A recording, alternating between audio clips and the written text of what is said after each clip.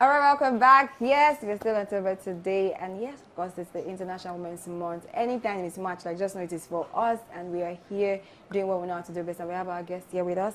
We'll approve her quickly. Zizi Frederick Amadason. She's a human resource executive at HRHub.ng, specializing in recruitment, talent development, HR strategy, and she also works with organizations to build strong people-focused systems, and has actually played a key role in All shaping right. the workplace. We'll move on to our first, because the topic is about women work and what preparing young women for the workplace. Nice to have you on this show. Okay, so let's start with the big question. Are young graduates truly employable? Because what we're seeing is companies have issues, and you are the HR, so you've seen all kinds of CVs from young graduates. Are young graduates, the current crop of young graduates that we have now, are they truly employable? So it's not a yes or no answer. So from a recruiter's point of view, it's not a yes or no answer. So there are factors we need to consider before we actually arrive at that answer. So for example, graduates now, I'll say universities are teaching, they're just teaching you for your certificate other than competency. So you're not being competent, they're just teaching you to, get your certificate. And then also there's also the fact where you have to consider the skills.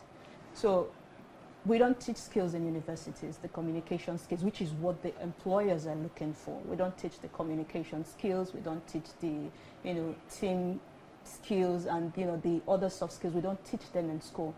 So it's now left for, these young graduates to pick it up. An upskill. And where do they pick these things up from? Internship, right? So there's a situation where you finish from school, there's this, you have a 1 year gap. So what are you doing with that 1 year gap? Are you sitting at home, or are you just, I want to learn something? So there's the internship, there's the mentorship. Who's mentoring you? Where are you interning? So on internship, you learn the skills, you learn the communication, you learn the proactive skills, which is what the employers now are looking for. So, and then there is also the point where, young graduates, they can recite theory to you. Whatever it is, they are going to recite it to you. They are going to tell you what it is you need to hear. So when it comes to the workplace, everybody's sitting idle, and then you do not know what to do. You're not communicating properly. You want to communicate, you're communicating like you're talking to your friend. You get, so those things, they need to be factored in before we actually arrive at the answer if young graduates are employable or not. But in my own opinion, I would say 30%. 30% are employable. 30%. Are employable. That's not good. If we're working with It's the not skills. good, though. Currently, that's a big crisis. That's a 50%. crisis. So that means the 70% we have to sort of upskill or It's a huge problem now in the market. So you see some companies keep recycling a particular role. Okay, I need to fill in this role. So you're looking, but I just filled in this role, a few months ago, and you're like, no, this person is not doing well. This person is not, there are complaints, and then you go back, and then you try to fill in that same role. And honestly, when you're interviewing, they tell you what you need to hear. Yeah. Yes, they tell you what you need to hear. You're asking the questions and they're giving it back to you. That's why I say they can tell you theories. But when it's time for practical, come and apply those theories you spoke to me about. There's a problem. Wow. Okay, young women. All right, talking about the International Women's Month, we're about wrapping this up. So what do you think are the unique challenges that young women face before being employed in the workspace? So I would say, first of all, you need to be bold. I would say that you need to be bold. You need to own yourself. So women these days, some women these days, they do not own themselves. So, there's something I say that if you tell yourself you are the president of Nigeria, you are the president of Nigeria. Nobody can tell you otherwise. It doesn't mean that they didn't vote for you. If you tell yourself and you act it, you are going to be it. People will see you like that. So they need to be bold. And there's this thing where your job, do your job and let people see you, not the work, not be good at your work, be good at your job. What you are doing, you know how to do it well. Not Well. just you come to work, oh, I just did X, Y, Z, and let your impact. You see that impact that you give at the workplace, when you are not there, let it be felt. Let it be that, oh, we didn't see this person in today. What's the problem? Or they give you a particular document to read. You give your team lead a particular, and they are reading it, and they know that something is wrong with this document. Yeah. You know, is it Ada that did this document? Let it, you know.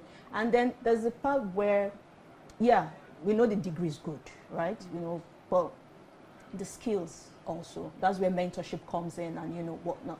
Then, you know, there's a question I usually ask.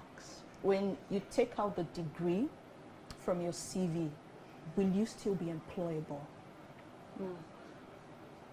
So Okay. the degree is gone.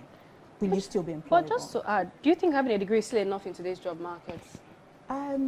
Yeah, the degree gets you the job. You know, it opens the door for you. But your skill makes you stay in that job. So the degree is just, you know, okay, fine, you have the degree, but what skill do you have? So now employers, from 2025 to 2026, employers they've shifted from, you know, they don't need that degree anymore. They need the skill. Yeah. What can you do for me? So the fintech, the finance, the HR, marketing, they are all tilting towards the skills. Right. So for a salesperson, a marketing person, I am not a marketing person. So if you tell me, oh, please sell this thing to me, I don't know what to tell you.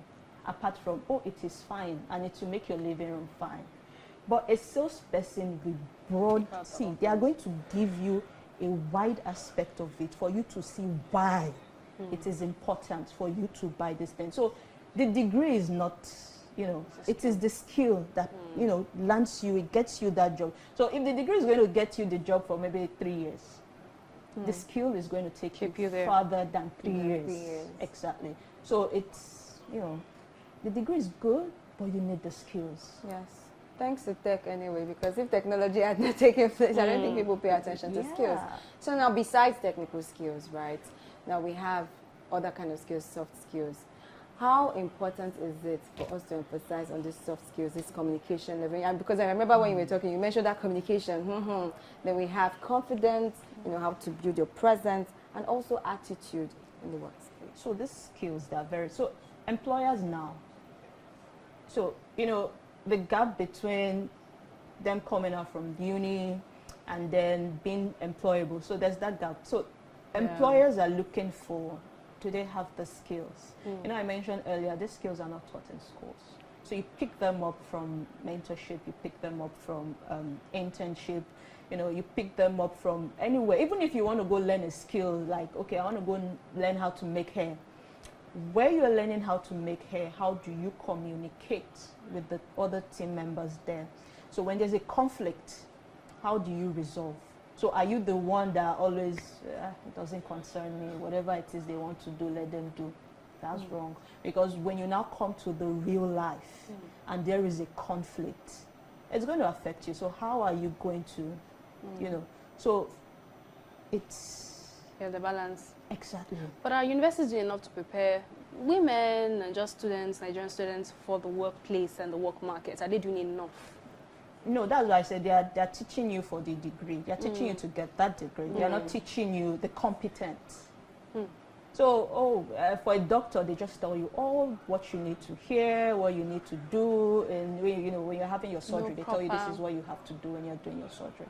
So, beyond surgery, what else? The workplace skills. Okay. Okay, so for me, I think I need to get my money back. Okay, but just to add to the conversation, should employers, because the balance is, should employers expect ready-made talent? Because even with the where they say they want 1 year experience, 2 years, 3 years, yes, not all of them have the internship programs. Or should they invest in trainings? What should they do? Yeah, so I would say it boils down to this. I have an experience, right? I have maybe 3 months experience, not up to 1 year. They rather take you, you know, that your 3 months, they would expand it for you. At least you know what it is you're doing. When you're coming, you know the basics. So that basics that you know, they are going to help you broaden it. So they know that, in fact, they know what they are dealing with. They know that they are investing with you, or rather on you. So when you don't even have it at all, right, it's very tricky. So that's why I tell young women, most especially because I'm very particular about the women. So I don't know if I must say it. I tell them sometimes society is not nice on us. So you need to be proactive in what you do. Learn something, anything at all. That's why I made that statement. When I take out your degree from your certificate, from your CV, what's left? Will I still be able to employ you? Will you still be able to, like, you know, come in and help me do the job? So it's no rocket science, and I preach it every day. It's not rocket science. Mentorship. Look for somebody. Yeah. There are people in the industry, even if it is not your industry. Like I am in the HR industry, so even if it is not my industry, when we people from the tech industry, people from the finance industry, I know, you know, top people. Go and follow them on LinkedIn. You know, follow them. Tell them, just send them a little message. I see messages like that on my LinkedIn. Do you reply? Sure, I reply. And then I now started this, you know, little drop a few cents. So there's this thing I do like every week. I just try to, you know, guide people. So I drop a little few things on LinkedIn. And yeah, people engage. And I walk them through on, you know, what to do. Especially in the job industry, I talk about recruitment, I talk about what not to be on your CV, I talk about why you are not getting that call back. You went for an interview, I didn't get this call back. I tell you why you don't get that call back. Sometimes it's not even your fault. Yes. Sometimes it's from the back end, but this is what you should do to follow up. And so they send me messages, and I'm happy they send that message. So there are some who tell you, oh, I just wanted to say hi and just drop my CV here just in case. I'm happy. This person is wanting to do something. So you know that your circumstances, you don't want to be a product of it. It's your decision you want to be a product of. Because that's what I said during the Women's Day that just passed. I'm not a product of my circumstances. I'm a product of my decision. It is my decision that is going to frame me to be who I want to be. You hear people say, oh, I didn't get this. That is why I didn't do this. What did you do at that point to make sure you get what it is you wanted? Okay, now I'm about to ask what we should do now. Because you just said, what do we do? So I'm going to ask what we should do as young women, looking at the fact that it's a fast-paced world now, talking about technical skills, the AI, evolution of different things coming up in split seconds. You just get information here and there. So what should young women be focusing on right now regarding these skills? I would say all the skills, as many as you can. All the skills, you know, there is a tech skill, learn a little bit or two of it. There is, you know, the product, learn a thing or two. It's going to come in handy. You know, there's a difference between project and product. The project management, learn a little bit of it. You don't need to learn everything, but you see that certificate, just have it. It's going to come in handy. So I was looking at somebody's CV a few days ago. She didn't read. So what you read, your discipline actually was factored into the JD. She didn't have that discipline. But the skills. But the certificate, the skills. And I looked at it and knew that, okay, she doesn't have it, but shortlist her, I want to speak with her. Nice. And when I was speaking with her, I saw that she had everything. So from when you're speaking to me, I know. When you're telling me what I want to hear, I know. So when you're talking to me honestly and, you know, we're having that conversation, I know that you're genuine. So when she was speaking, I knew she had everything I needed. And I had to tell the company, I'm like, you know what, look, she doesn't have this, but she fits in perfectly. So we need to give her a chance. And they're like, oh, why? Just speak to her first. And then they said, okay, invite her over. She came in. They had a conversation. I'm like, Susie, you have a good eye. So that I know. From the CV, I knew that she was what we wanted. So little bit of skills. Pick this skill. And then your certificates, have them handy. We'll definitely have you on the show again. Because of time, we need to wrap up. What's that one must-have skill as we wrap up in 2026, 30 seconds that every young woman must have? Oh, so please, you have to have that proactiveness skill. You have to have that communication skill. You have to have that you know, the team skill, it's very important. Because when you keep doing, it's not my job, it's not my job. No. It's not my job. it's not my, it's not Oh my my job, God. no. Your team is struggling with something, even if it's not your department. How can you. I help? All right. Wow, at the end of the day, thank you so much, Zizi, Thank for you for coming on the having me. show. It's preparing women, young women for the workplace. It's not just about getting a job, but the competence and the skill that is needed Yes. and the value that you're bringing. So it's really, really important. All right, so we'll be leaving with the word for the day. This is from Mother Teresa. Do not wait for leaders. Do it alone, person to person. Do not wait for leaders. Do it alone, person to person. All right, this is where we say our goodbyes. We'll see you tomorrow. Have a beautiful day. Thank you for watching. Bye-bye.